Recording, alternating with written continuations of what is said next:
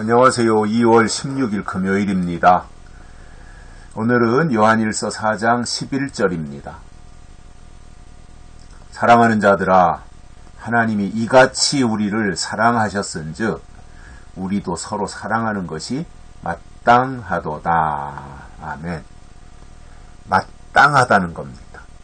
우리가 서로 사랑하는 것은 당연한 일이라는 겁니다. 사랑하지 않는 게 문제지. 미워하고 증오하고 헐뜯고 시기하고 질투하고 안 되기를 바라고 이러는 게 문제지. 사랑하는 것은 당연한 일이라는 거예요. 이것이 요한 사도가 강조하는 것입니다. 자, 그러면 왜 마땅하다고 했을까요? 왜? 하나님이 우리를 사랑하신 것을 보면 독생자를 주신 거지 않습니까? 하나님이 우리를 위해서 독생자를 보내주셨단 말이에요. 그리고 독생자를 보내신 것은 할 수 있다고 쳐요. 우리를 건져내기 위해서 독생자를 보내셨다. 그럴 수 있다고 쳐요. 그런데 문제는 그 다음이잖아요. 그 독생자를 보내셨는데 왜 보내셨냐면 우리를 살리기 위해서 독생자를 보내셨고, 그리고 그 독생자이신 예수님은 이 땅에 오셔서 우리 죄를 위하여 화목제물이 되셨다 이겁니다. 화목제물이. 구약의 제사를 보면 번제, 소제, 화목제, 속죄제, 속건제 이런 제사들이 있지 않습니까? 근데 하나님과 우리와 단절된 그 관계를 화목시키기 위하여 이 땅에 오신 분이 예수님인데, 그 화목제가 된다고 하는 것이 십자가에 달려 죽으시는 거지 않습니까? 그것을 위해서 보내셨다는 거예요.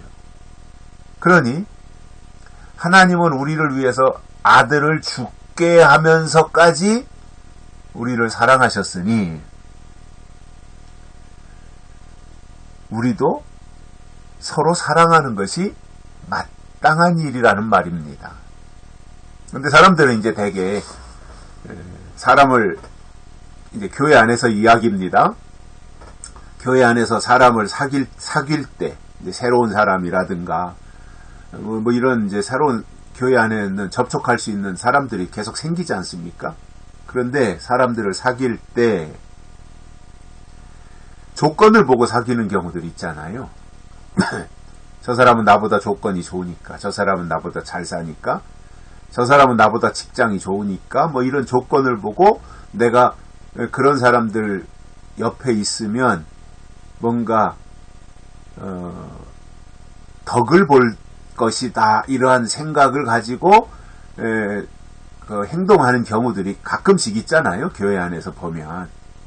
그리고 좀 이렇게 모자란 사람, 좀 이런 허접한 사람, 가난한 사람, 이런 사람들을 보면 그냥 하찮게 보고, 뭔가 나보다 이제 우월한 사람들을 보면 좀 그 사람 옆에 이렇게 빌붙어가지고 뭔가 덕을 보려고 하는 그런 사람들도 있지 않습니까? 교회 안에.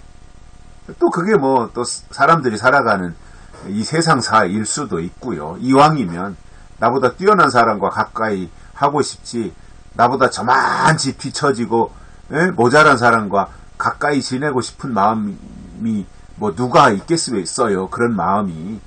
그냥 한 교회 안에 있는 지체이다 보니 그냥 같이 가려고 하는 것 뿐이지, 그러한 차별 같은 거를 가지고 있지 않습니까? 사람들이. 근데 그것은 하나님이 우리를 살리셨다고 하는, 내가 하나님 때문에, 예수님 때문에 내가 용서받고 죄사함받고 살았다라고 하는 것에 대한 의식을 잃어버렸기 때문에 그런 태도가 나타난다는 거예요. 정말 하나님이 우리를 사랑하셨고, 사랑하시기에 독생자를 보내셨고, 그 독생자가 우리를 위해서 화목제물이 되어서 죽으셨다, 십자가에서. 그것을 정말 확실하게 절실하게 안다면 그는 빈부귀천 이런 것에 구애받지 않고 내 주변에 있는 사람들을 다 하나님의 관점에서 하나님의 형상으로 봐야 되고, 저 사람과 내가 하나의 지체다 라고 하는 의식을 가지고 대해야 된다는 말입니다. 나는 눈이니까, 나는 내 지체에서 눈의 위치에 있으니까 눈은 가장 소중하고, 눈이 없으면 움직일 수도 없고, 그러니 발가락, 냄새나 풍기고 있는 저 발가락은 형편없고 나는 상대 안 할 거야. 눈이 그렇게 생각한다고, 그렇게 생각해서 발가락을 무시한다면 그 지체가 온전히 돌아가겠어요? 절대로 그렇지 않지 않습니까? 발가락 나름대로 역할이 있잖아요. 우리 몸에서 발가락이 없다고 생각해 보십시오. 저는 가끔 운동하면서 그런 생각을 하거든요. 걷기도 하고 뛰기도 하고 뭐 달리기도 하고 하는데, 만약에 발가락이 없다면 어떨까? 그런 생각을 해봤어요. 발가락이 오른발 5개, 왼발 5개, 10개의 발가락이 있잖아요. 발가락이 없는 발, 어떨 것 같습니까? 뒤뚱거립니다. 중심을 잘 못 잡습니다. 걸음걸이가 뒤뚱거리고요. 아마 달리는 것도 어려울 거예요. 그런데 발가락이 있기 때문에 가끔씩 뭐 여름에 거기 무좀도 생기고 땀냄새도 나고 발냄새도 나고 하긴 하지만, 발가락이 있기 때문에 우리가 걸음을 걸을 때 중심을 잡고 달리기도 할 수 있고, 다양하게 뭐 축구도 할 수 있고 이렇게 되는 거잖아요. 하나님이 어련히 알아서 다 요소에 필요한 것을 다 만들어 놓으셨잖아요. 입만 소중합니까? 밥을 먹는 입만 소중한가요? 그 먹은 밥이 위를 통과하고 소장 대장을 다 통과해서 변이 되어서 밖으로 배출하는 항문은 입 못지않게 중요한 거거든요. 그런데 입만 대우받고 입만 대접받고, 항문은 너는 똥이나 내보내는 냄새나는 곳이니까 하고 무시하다가는요, 그 몸이 살아나질 못하는 거예요. 다 죽는 거예요. 그러니까 다 소중한 겁니다. 우리가 지체의 원리를 통해서 보면 다 소중해요. 소홀히 하고 무시할 사람 아무도 없어요.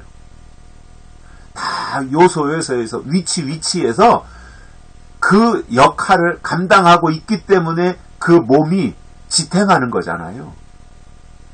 교회도 마찬가지잖아요. 교회도 예수님이 머리이고 우리가 지체인데, 물론 지체는 밖으로 드러날 때 소중한 지체가 있고 별로 드러나지도 않고 묻혀있는 별스럽지 않은 지체도 있을 수 있어요. 그러나 하나라도 문제가 생기면 몸 전체가 제대로 활동할 수 없습니다. 이빨 하나 빠져보십시오.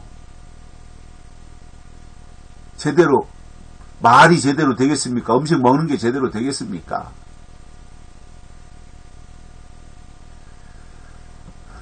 그러니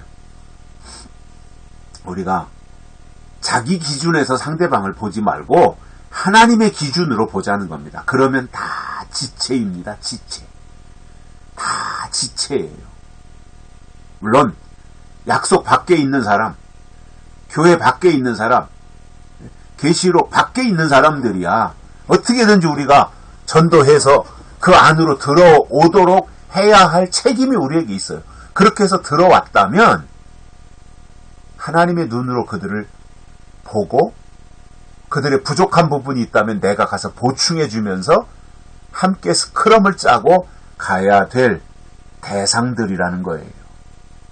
이것이 하나님의 사랑을 입었기에 우리도 서로 사랑해야 되는 그 모습입니다. 왜냐하면 지체이기 때문에 그렇습니다. 여기까지 하겠습니다. 고맙습니다.